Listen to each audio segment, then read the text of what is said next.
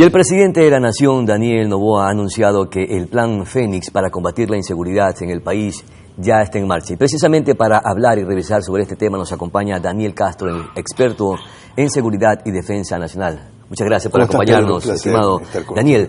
¿Es perceptible las acciones que se están incorporando como parte del Plan Fénix para combatir la inseguridad o deben de ser necesariamente herméticas, reservadas por las mismas condiciones de violencia que se vive en el país?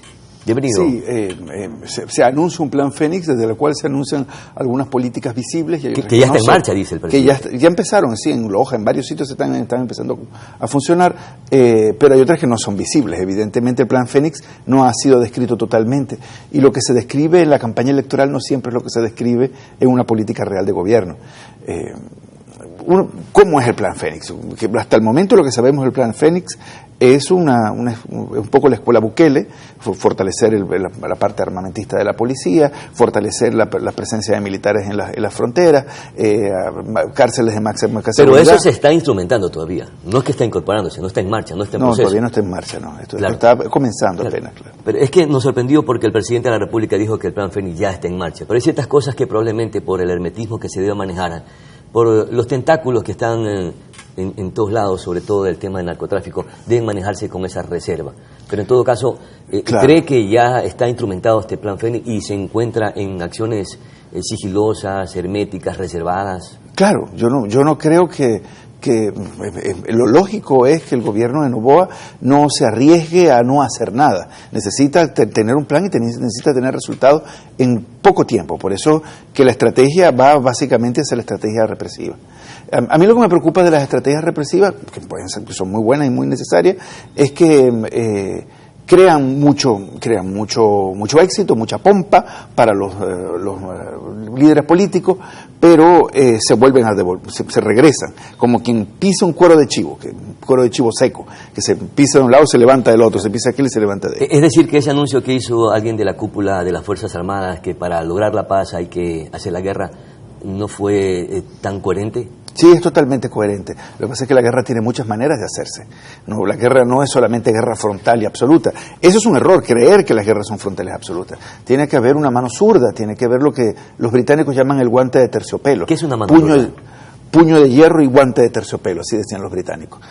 Tienes que tener la capacidad de llegar a alianzas, tienes que pedir la capacidad de tener un objetivo claro, y ese objetivo no necesariamente es el objetivo maximalista de acabar con todo, sino de crear ciertas flexibilidades con el crimen organizado. Ya tienen que llegar a alianzas con quién, con las mafias delincuenciales. ¿Perdón?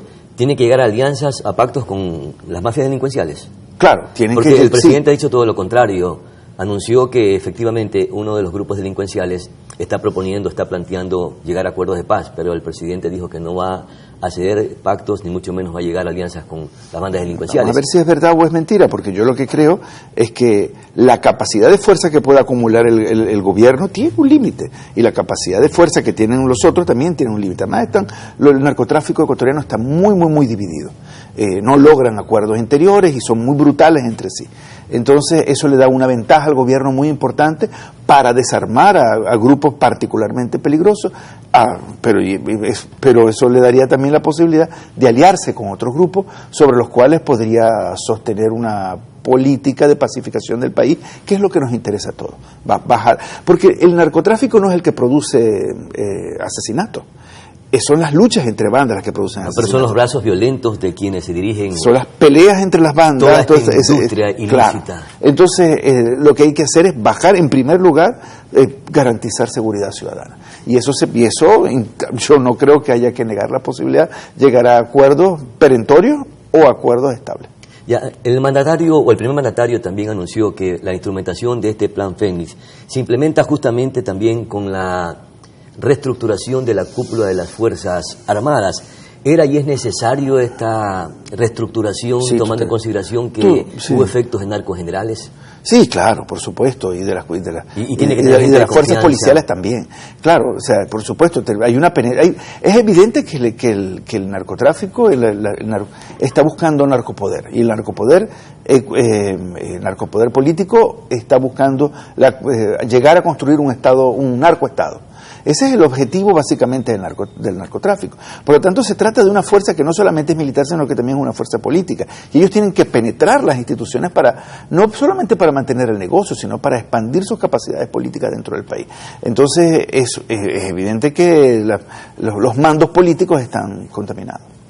No queremos ser tampoco injustos porque recién tiene apenas menos de un mes el presidente o el primer mandatario de la nación y probablemente resolver un problema que es gigante, monstruoso, no es nada mágico, pero sí tiene que realizar gestiones para adquirir armamentos, para darle fortalecimiento a las instituciones, a las Fuerzas Armadas, etcétera, y también hacer gestiones para tener esas relaciones o cooperaciones internacionales. ¿Debe ya estar encaminando todos estos procesos o sigilosamente se lo puede estar haciendo ya? De las dos maneras. Hay cosas que no se tienen que decir. Hay cosas que no se pueden decir ni en... ¿Y usted cree que esté pasando ciertas cosas que no se lo está diciendo? Pero... Por supuesto que están pasando. ¿Por eso era necesario el cambio de la cúpula militar? Por ejemplo, pero lo que creo que el tema del sigilo tiene que ver mucho más, tú diste en el clavo, tiene que ver mucho más con el tema de las relaciones internacionales. Ecuador tiene que apuntalar un fortalecimiento de la Maripol, de la Interpol, tiene que apuntalar sus relaciones con Estados Unidos, que son muy importantes, y otros países que son técnicamente importantes, como los países de la Unión Europea e Israel, de lo cual ya se ha hablado abiertamente, pero cómo es la relación, y como, por ejemplo, Israel es experto en estrategia e inteligencia. Tú no vas a decirle a todo el mundo qué es lo que vas a hacer con Israel, solamente dices, se lo dices de manera disuasiva, vamos a llegar a un acuerdo con Israel, pero ¿en qué consiste? Es decirle, no lo vas a decir porque es decirle al enemigo lo que realmente puedes hacer. Sí, pero en este país, como está contaminado, todos los estamentos del Estado probablemente están penetrados por las estructuras delincuenciales, se filtra la información y es ahí la preocupación. Mire lo que pasó, por ejemplo, en el caso de Metástasis, que se filtró la información y alertaron, algunos de los implicados lamentablemente se fugaron. ¿Esto cómo se lo puede controlar para evitar que se filtre esa información y que todas esas acciones que están encaminadas a combatir la inseguridad sean contundentes y se manejen con hermetismo para que se tengan los resultados? Sí, la experiencia ecuatoriana efectivamente es que hay, como se dice aquí, muchos sapos de todos los lados. Pero el sigilo debe trabajarse de otra manera. No se trata solamente de no decir la información, sino inclusive de hacer rodar informaciones que no son verdaderas, que no son veraces, para poder confundir al enemigo. Hay muchas estrategias que son de guerra, que no es un tema de no decir la información, tiene que ver mucho con estrategias de construcción de guerra. Pero en el caso concreto de Metástasis, hay una actitud por parte de la fiscal de decir las cosas. De hecho, están publicando las pruebas. O sea, la estrategia de la fiscal no es mantener sigilo. ¿Y eso está bien o no? Está bien, porque está generando un efecto terror en el lado enemigo. Y ese efecto terror ya creó disidencias dentro del Parlamento.